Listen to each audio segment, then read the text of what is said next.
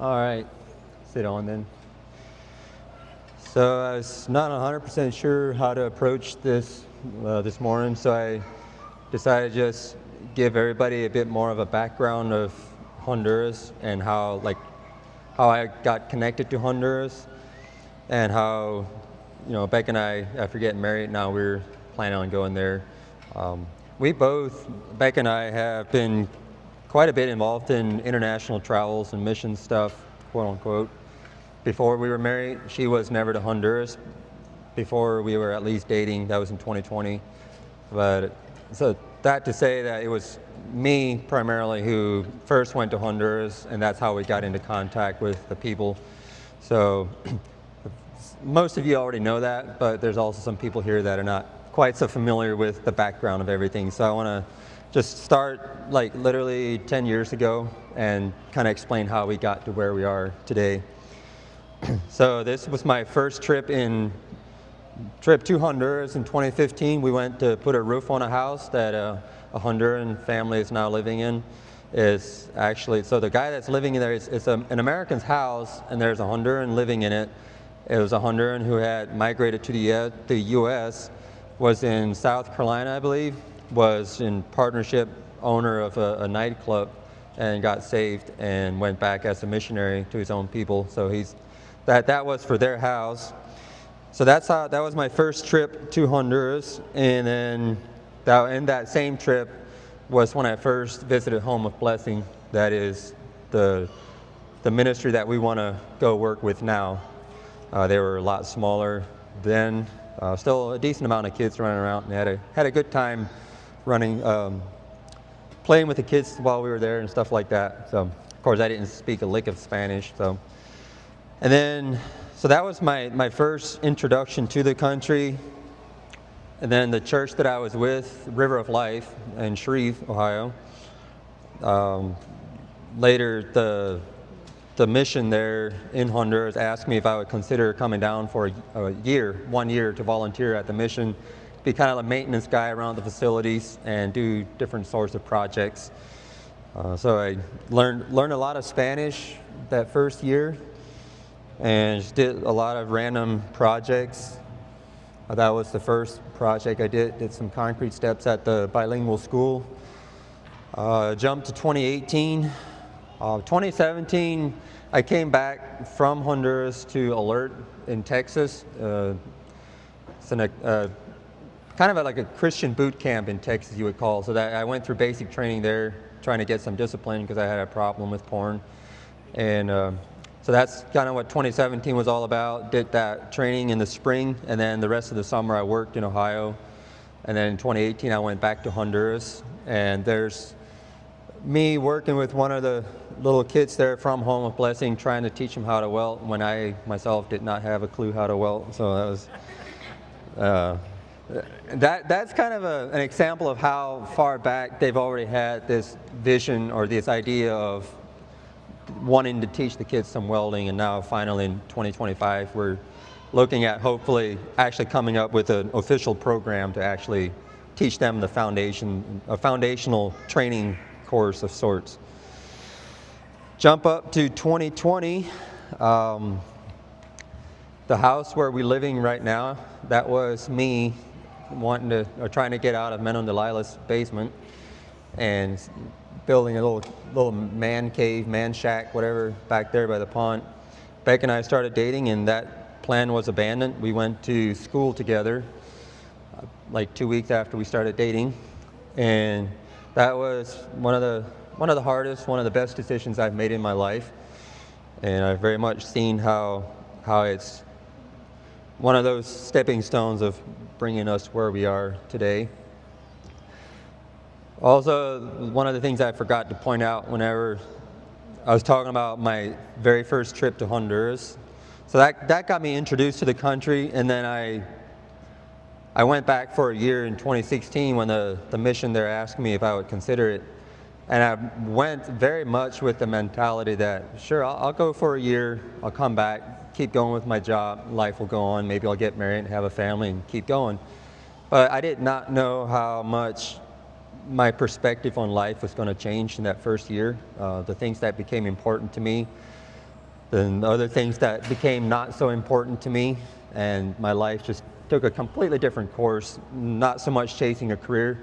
Like I would have been very well set to have a career in concrete. I was already a foreman at the age of 21. I had been a foreman for a while and was making good money and stuff. So it's just interesting how 1 year can change so much, and it just changed the direction of your life. So that's how that happened. And so yeah, picking up again here at BBTI, the Baptist Bible Translators Institute, or you could just call it Advanced Missionary Training. They have a lot of courses there on lots of different things: language learning, culture learning, chronological Bible teaching, just all on and on. Lots of skills for teaching the Bible in different language and different cultures. And when we went to Honduras during Christmas break, when the school let out for, a week and a half or 2 weeks for Christmas, Lydia went with us. We went to Honduras to do some relief work. There's a hurricane that came through and did a bunch of flooding. So we went there to help clean out mud from houses. Some houses had 3, 4, 5 feet of mud in them. They were in some lower parts, and the river, I guess, overflowed and just flooded the whole valley. And just, poor people live in the places that are more high risk for stuff like that. So there's bedding and mattress and stuff that we brought in too, trying to get them a little bit back more on their feet, more established after the tragedy. And this was all through Home of Blessing. Dennis and Yolanda and the Home of Blessing people were the ones working with this, and we went there to help them.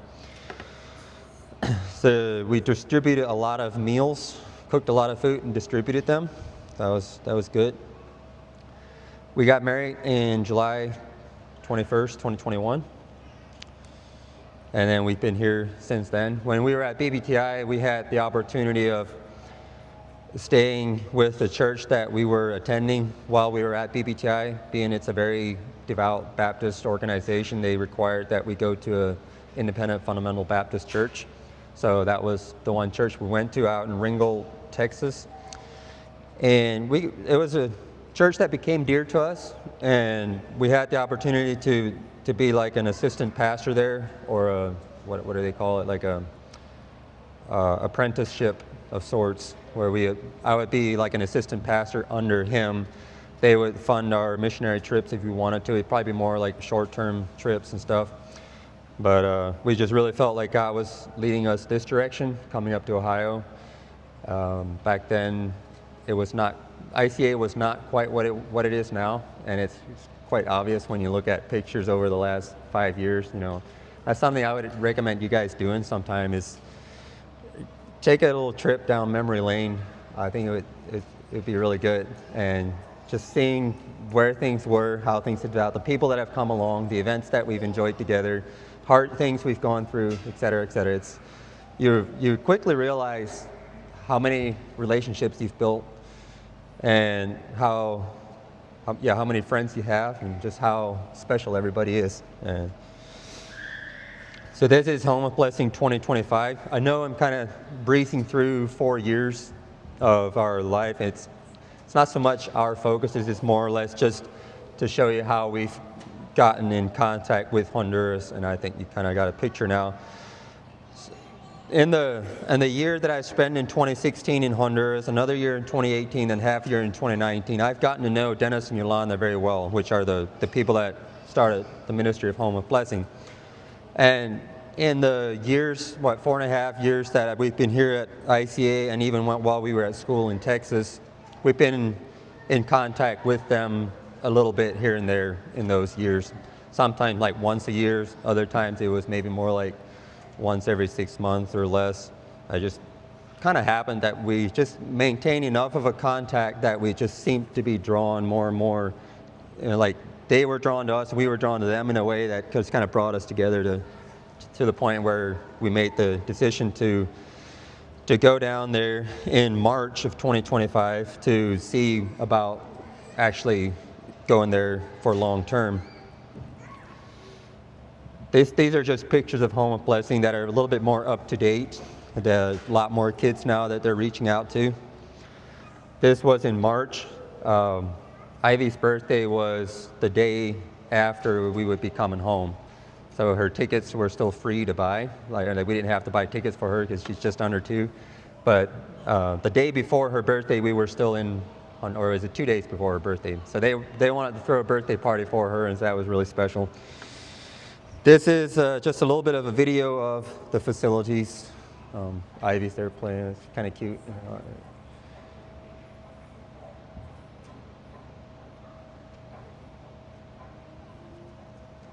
That's the kitchen where they cook a lot of the food. We're doing some remodeling, putting different shelves and stuff in. That was back in March. So.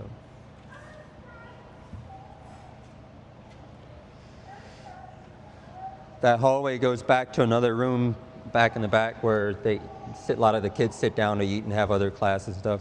That might become a little bit of a space for welding, to just do some of the small projects to start with, and until we find something bigger, if that's the way God leads, I guess. From here, I just want to say thank you to you guys. Like I said, after BBTI, after school, we came here and we very much enjoyed it.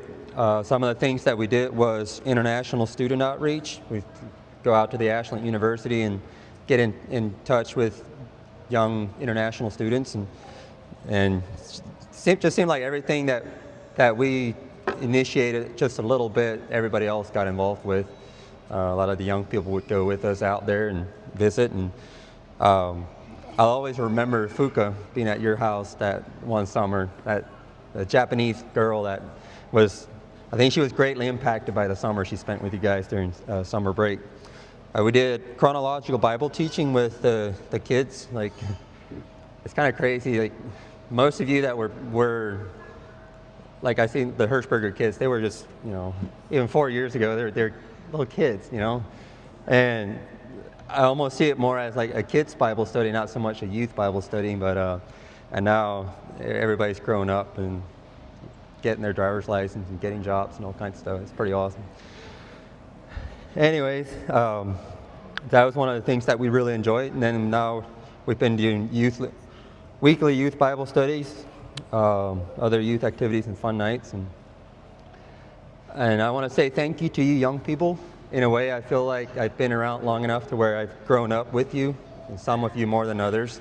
Some of you have been here longer. Some of you, like the Kimes, when you guys left the Amish, like we've been around, like both of us been around since, 15, 18 years ago, and a lot of your kids weren't even born yet. I remember I would go deer hunting with Isaac, and I would stay at your guys' house, and that one time Annabelle was born whenever I think it was while I was there or something, I can't remember, but all that to say, like, there's history here, and I very much appreciate it being around. And another memory I have of the Hirschbergers is we were at church camp, and Johnny and I were driving around the river in my Jeep that I had and taking pictures and stuff. It's just, yeah. And now everybody's grown up. I'm 31 years old, and everybody else is teenagers. And look at where we are in life. We got a community here, surrounded with a bunch of good people. And to the community, I just also say thank you. Thank you for the kids that are good friends with our kids, and thank you for just a place to come to. Like I said, we came here after being BBTI. There wouldn't have been anything here, or wouldn't be anything for us to come. In a lot of ways, it was like an extension of school for us, and I grew a lot. I learned a lot. And I think some of you have noticed too, I've just gotten better at speaking, matured in a lot of different ways. And in a lot of ways, I feel like everything had to do with, or had something to do with preparing us for something greater. And I like to think of Honduras being the same way. It's not the end of life, or how would you say, it's not the end of things that we do.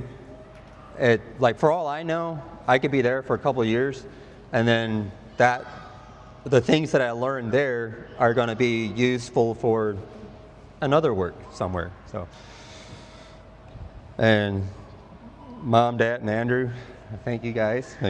Thanks for this farm. Thanks for going through all the hard things, raising a family, and doing the things that played a role in this place being what it is. This heck of bush here, bush farm. And I know that, a lot of this would not be here if it weren't for some of the decisions you guys have made, and just want to recognize that. I want to thank all Allie, Carrie, and Dina, and Stella, and Josie, Charlie, and Lucy, all Ivy's cousins that she's always so excited about hanging out.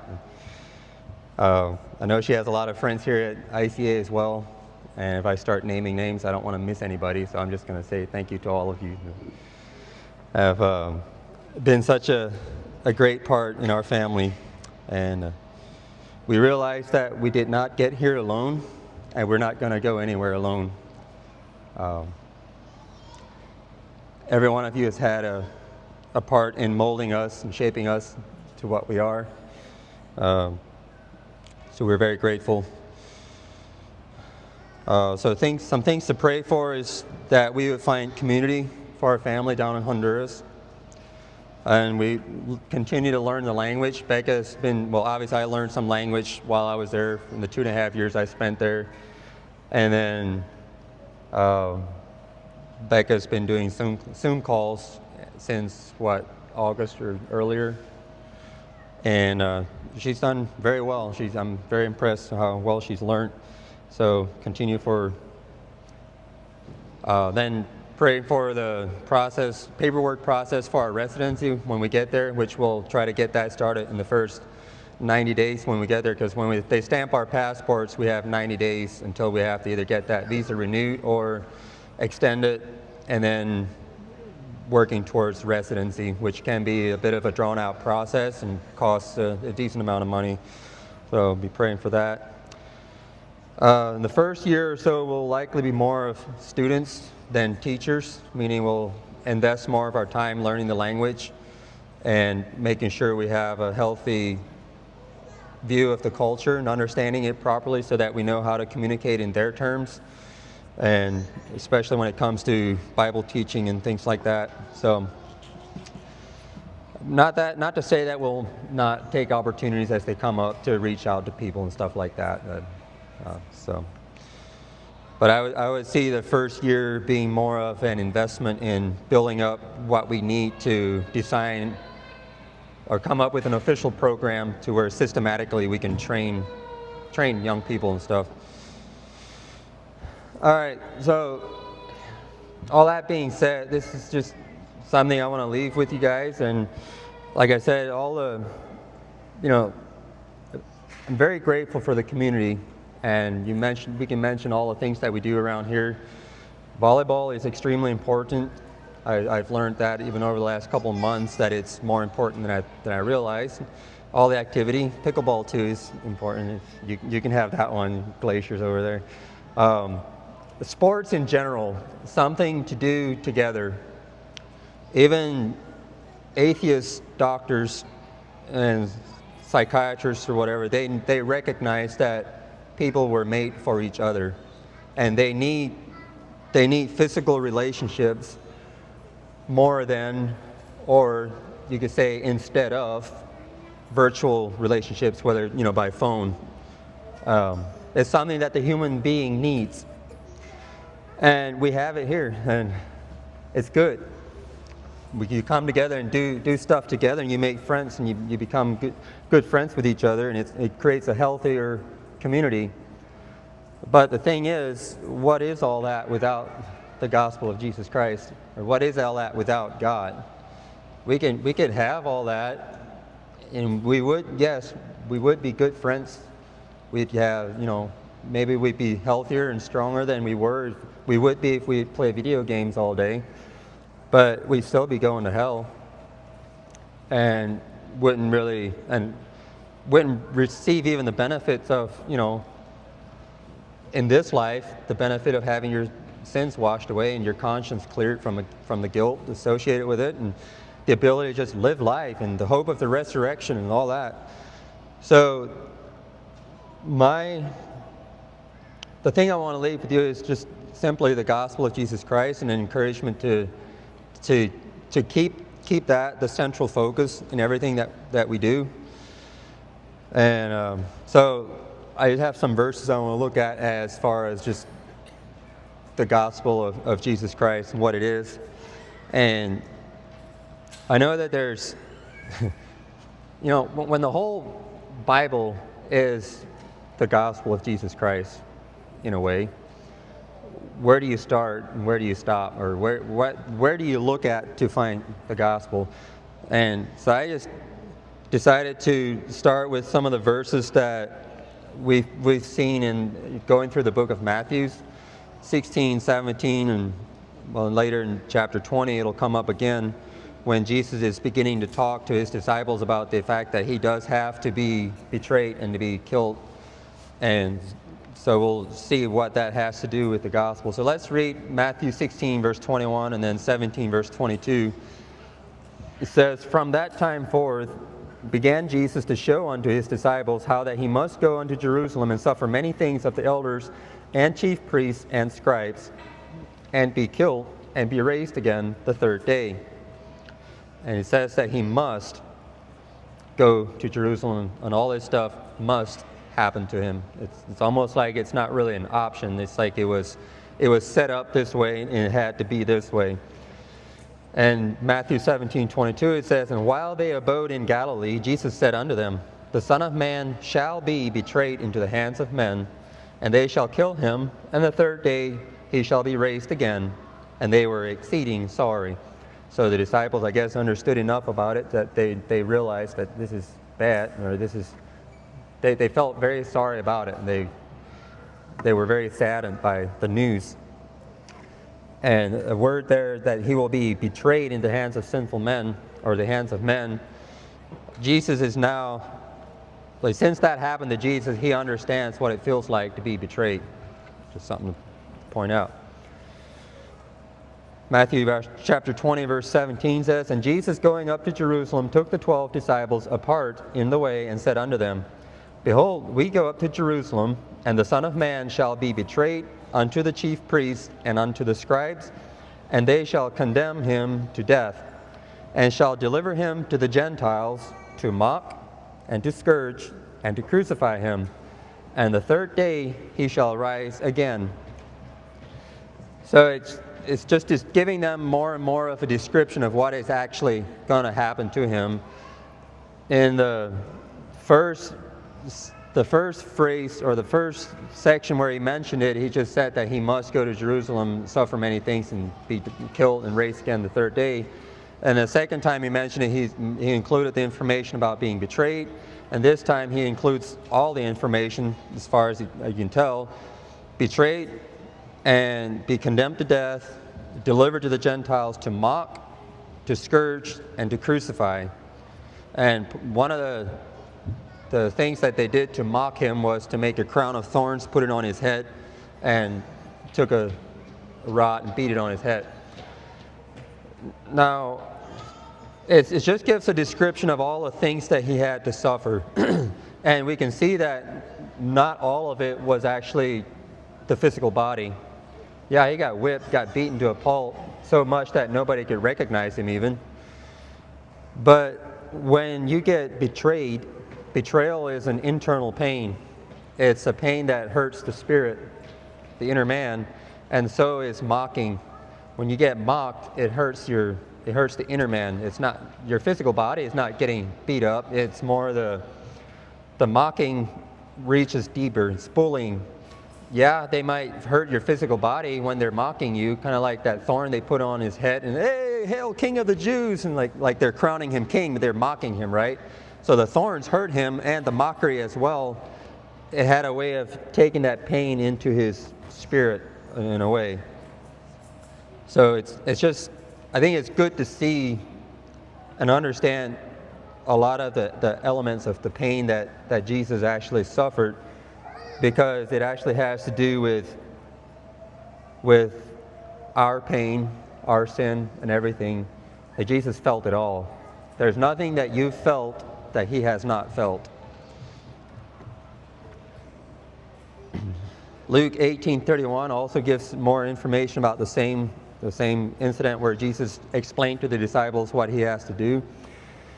That then he took unto him the 12 and said unto them, Behold, we go up to Jerusalem, and all things that are written by the prophets concerning the Son of Man shall be accomplished.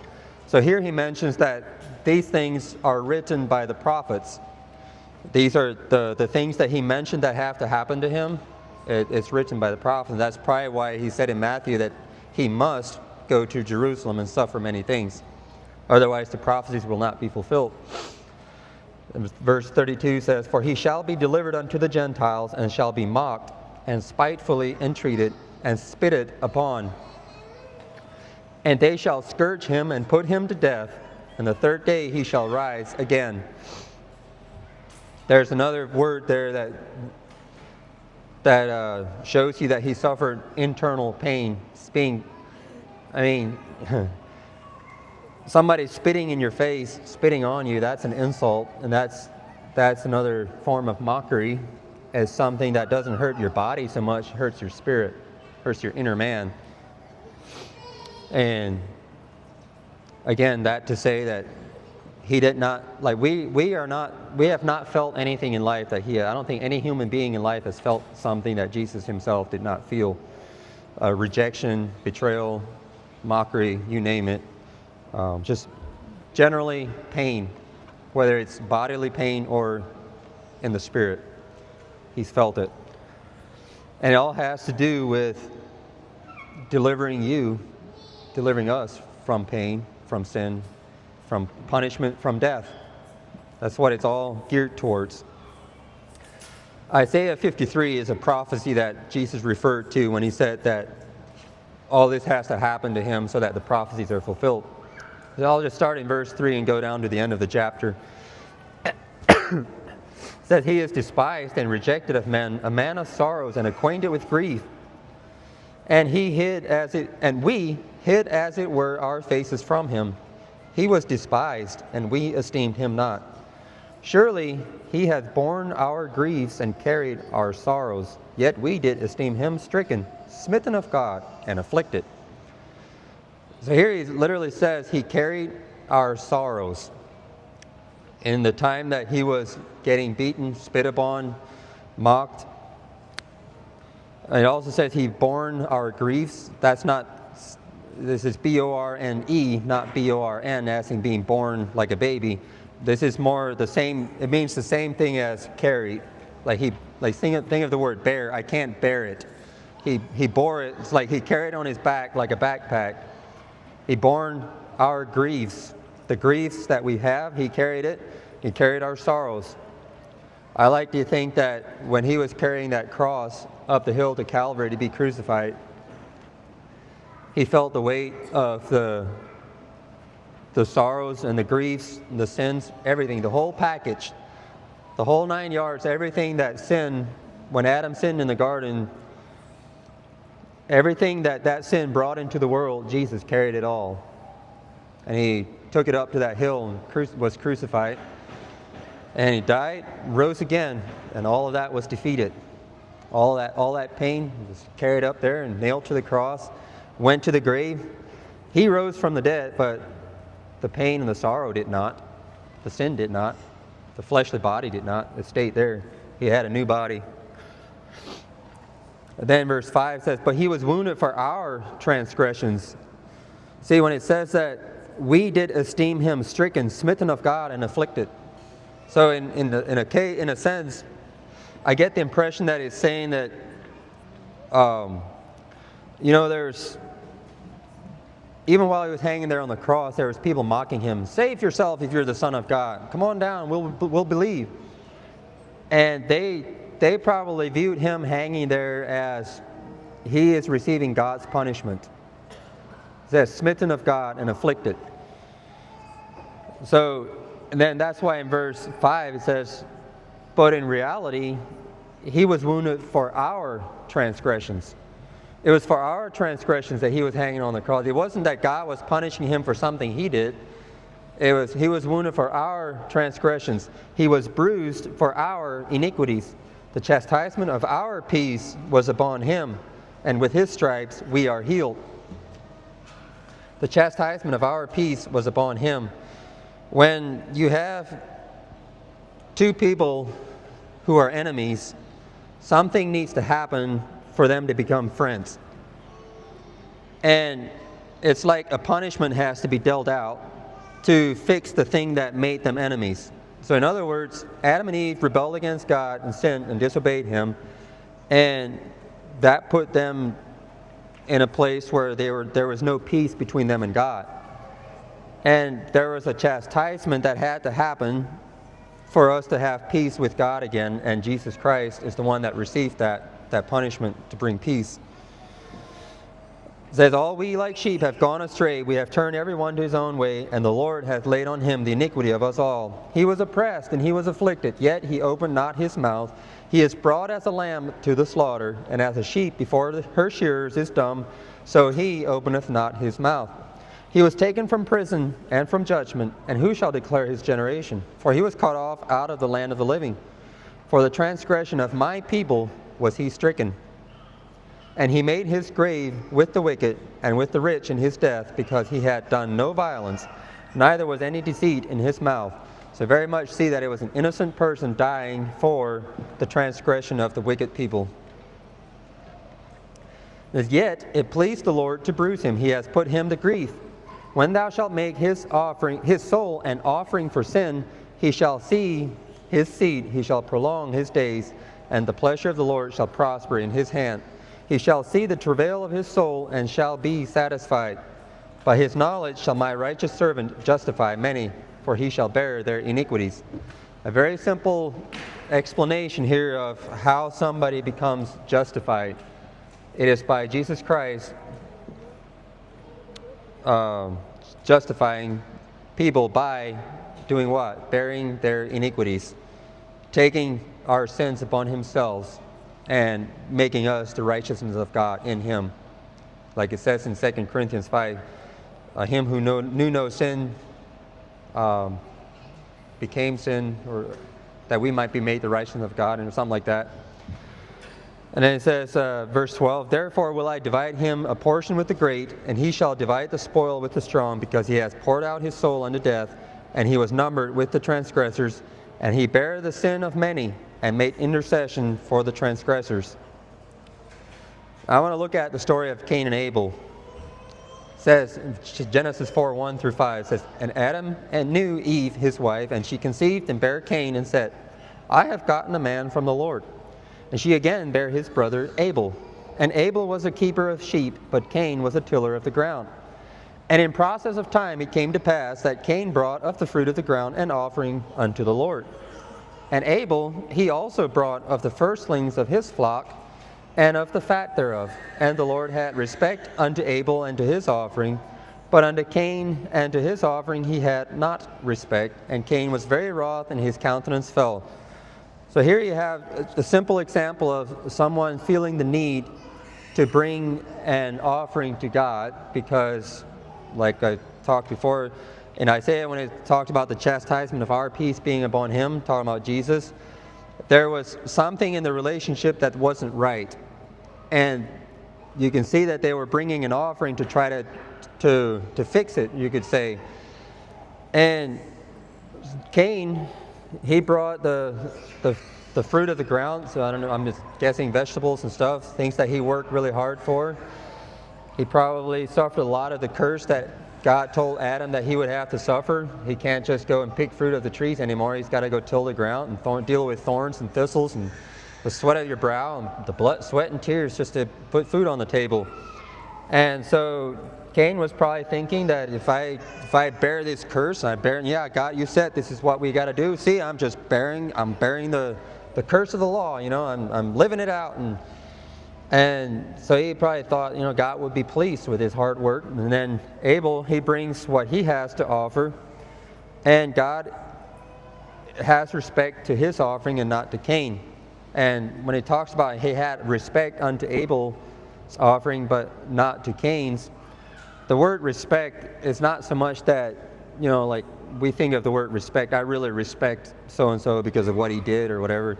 It's more like, I imagine God walking by and, maybe he notices Cain's offering, but he's not attracted to it.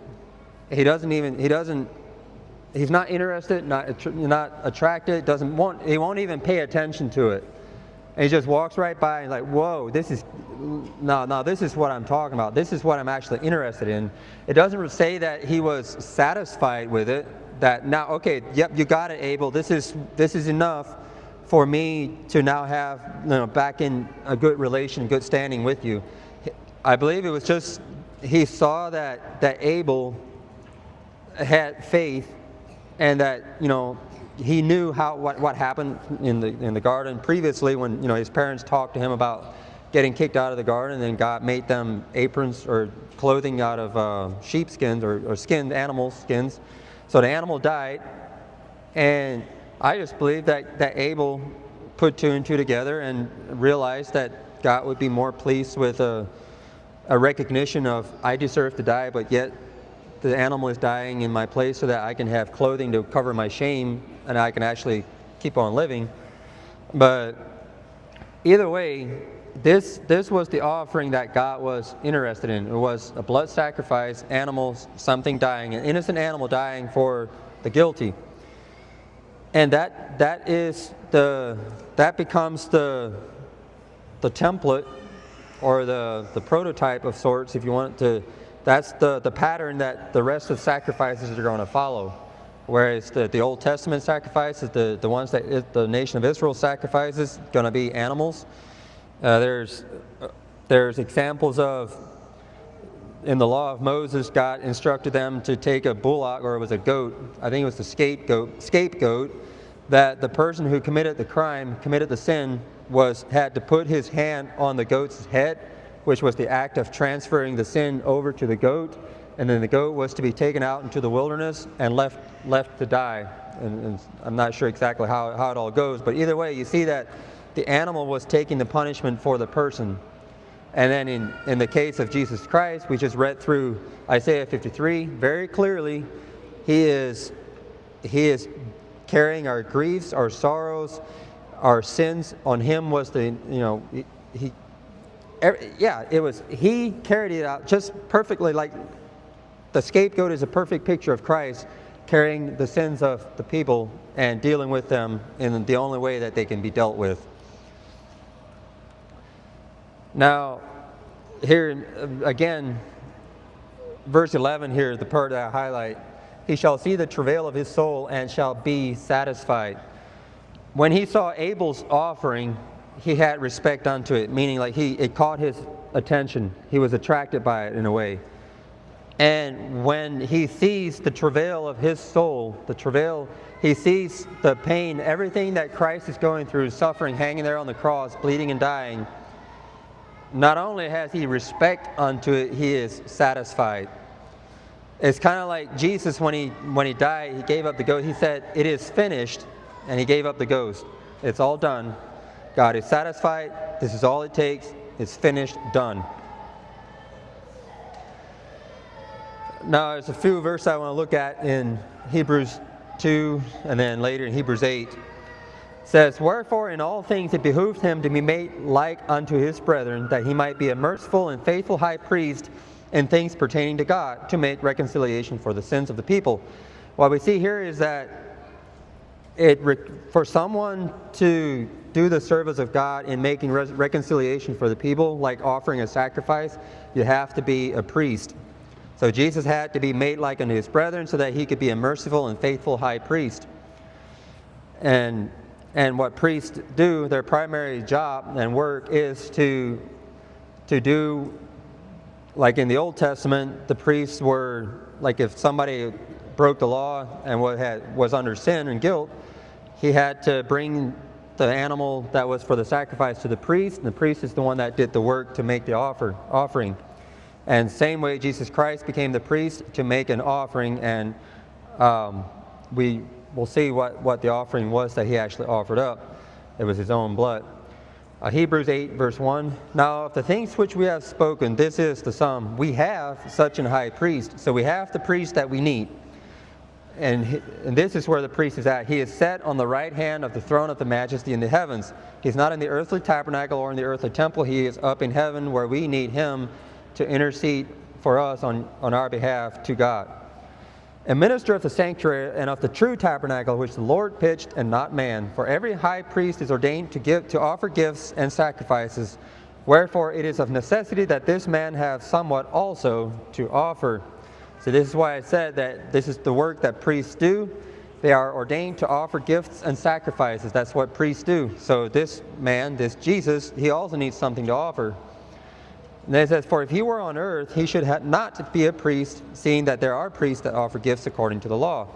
But Christ, being come and high priest of good things to come by a greater and more perfect tabernacle, not made with hands, that is to say, not of this building, neither by the blood of goats and calves, but by his own blood he entered in once into the holy place, having obtained eternal redemption for us.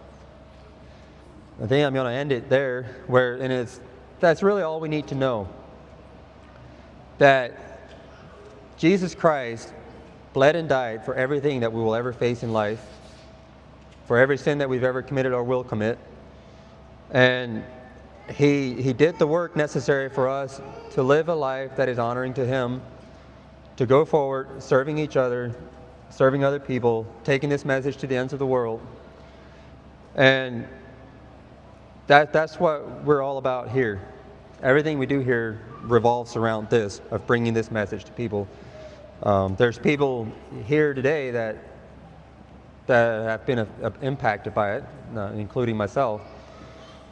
And just because we are going into a different country does not mean that it doesn't mean that we're leaving you guys in a way. Like we're going to do our separate thing. We're doing it together, just like we've done everything together.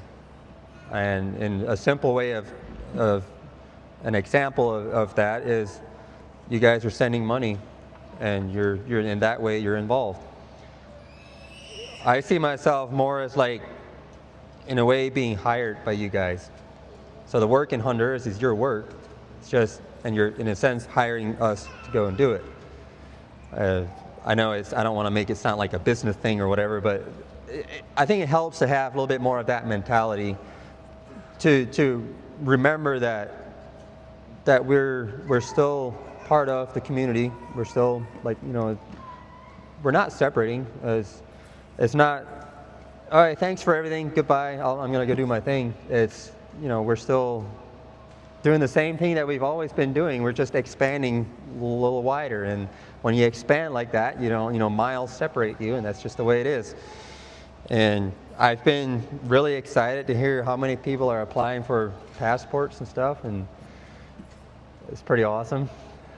Excited about that. And maybe just one thing to remember about visiting us down there which is what we've prayed for, a house that we can have extra rooms and stuff to accompany that. But there's just examples of people being on the mission field, and people come to visit them, and they expect to go travel and go to the beach, go to the sightseeing and stuff.